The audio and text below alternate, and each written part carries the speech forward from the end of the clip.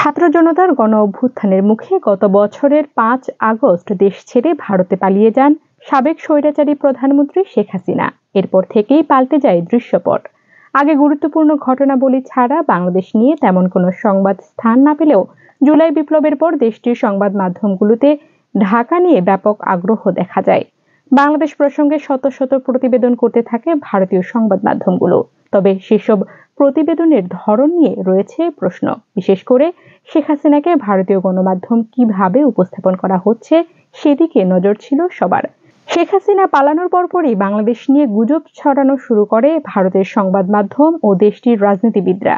বাংলাদেশের গণ অভ্যুত্থান পরবর্তী সময়ে বিশেষ করে গত ৫ মাসে ভারতীয় সংবাদ মাধ্যমগুলো তাদের প্রতিবেদনে শেখ হাসিনাকে কিভাবে উল্লেখ করেছে তা নিয়ে সামাজিক যোগাযোগ মাধ্যমে ফেসবুকে লিখেন নয়াদিল্লির বাংলাদেশ হাই কমিশনের প্রেস উইং এর প্রধান ফয়সাল মাহমুদ।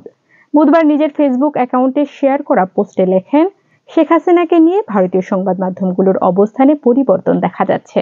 ভারতীয় প্রধান গণমাধ্যমগুলো তাদের প্রতিবেদনে শেখ হাসিনাকে আগে যেভাবে উল্লেখ করত, এখন তাতে উল্লেখযোগ্য পরিবর্তন এসেছে, আর এটি ঘটেছে গত ৫ মাসে। ফয়সাল লেখেন, ভারতীয় গণমাধ্যমগুলো প্রথমে শেখ হাসিনাকে প্রাক্তন প্রধানমন্ত্রী বলে উল্লেখ করত, এরপর তারা অপসারিত প্রাক্তন প্রধানমন্ত্রী বলতে শুরু করে।